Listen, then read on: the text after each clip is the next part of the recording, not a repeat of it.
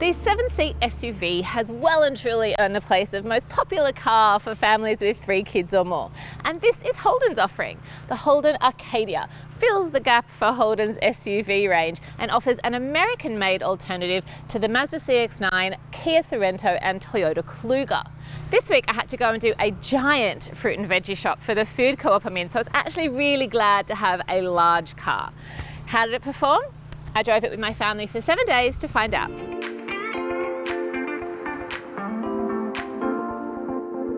First impressions are that this car is large, like extremely big. It's actually shorter in length than the CX-9, but to me it looks bigger and almost like a truck. There's no real sportiness or sleekness. It's not boxy like the Kluger or curved like the Sorento. It's tough looking, butch. You wouldn't want to come across it in a dark alley. I'm in the base model Acadia LT, and the interiors are basic, but what you'd expect of a bottom of the range model. It's all fairly plain. However, you do get inclusions like a leather steering wheel and a leather gear stick, which do make a difference when you're driving. I found the seat quite low though. I'm 161 centimeters and usually like to put the seat up quite high, and this dash is also quite high. So from my first impression getting into the car, it wasn't that great. I'd appreciate it if I could put the seat up higher. The dash and doors are a bit hard and plasticky, but everything is well set out and designed for functionality. But if you're comparing it to a car like the CX-9, the Acadia has a way to go style-wise. It has tri-zone climate control, which worked really well on the warm week I drove it, and space in the front is excellent. There is loads of leg and headroom. Even my 185 centimeter husband had no complaints. We were really comfortable in here all week.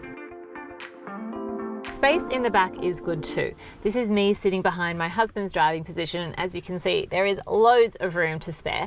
Taller adults and teenagers won't have an issue. My 2 children, aged 5 and 7, were really comfortable. They could jump in, practically had a party back here. You could also fit a 3rd baby seat in the middle. I did it with a baby capsule and 2 booster seats. But remember, there is also the 3rd row, so you can comfortably fit your other children back here. This car has 5 top tether points, 2 ISOFIX points, so you can fix children's car seats in safely. And I am completely comfortable back here. This is a proper 7-seater. You'll also find air vents back here, which I think is super important in a 7-seater because Australian summer. The total cup holder count in the Acadia is 6. There are 2 in every row. The front gets a large storage bin, a place to pop keys and a phone, and there are bottle holders in each door, plus there are little sneaky bits of storage that you'll discover along the way. And while the seats are easy to flip down, they are much heavier to get up. You'll be doing a little bit of work. Then there is the boot. With all 7 seats in use, it's not enormous, but then again, neither are the others in this category. That's just what happens in a 7-seat SUV. This one does have some underfloor storage as well.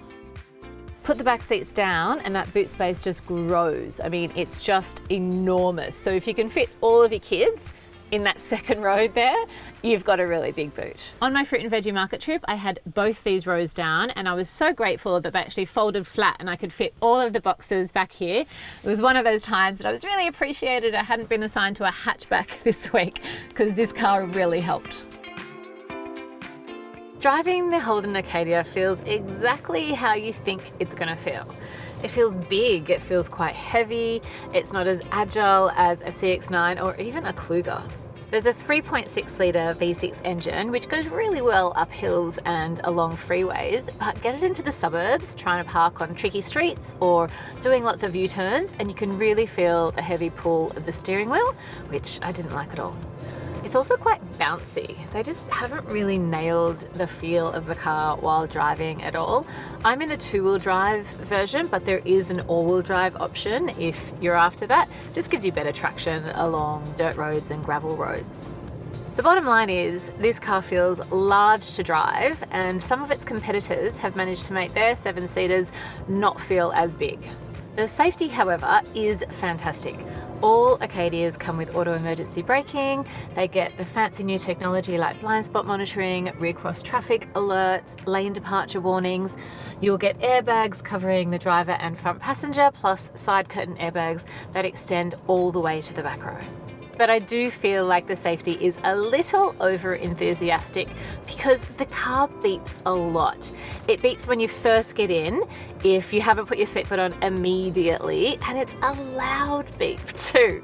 It beeps when you get too close to the car in front of you, which sounds good, but I don't feel like I'm as close to the car in front of me to warrant a beeping sound.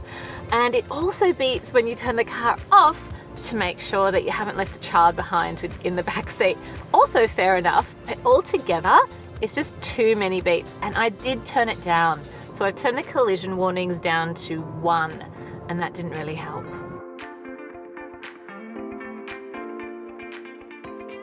All Acadias come with Apple CarPlay or Android Auto as standard, which is great because you can just plug in your phone for instant connectivity with the multimedia screen. Your main apps like Maps and Spotify come up, and you can make calls and send text using voice control. Yes, this is 2019. The Holden Acadia ticks all of those boxes on paper that you'd want it to for a 7-seat vehicle. There's loads of space inside. The boot is huge, everyone is comfortable, there's excellent safety, and there's the latest technology. For me, however, the clunky way it drives and the rugged exterior really overtook all of those features, and I gave it a family rating of 6.5 out of 10. My children also gave it a 6.5. I think the beeps really got to them. Like this video, subscribe to our YouTube channel, or click through to our website.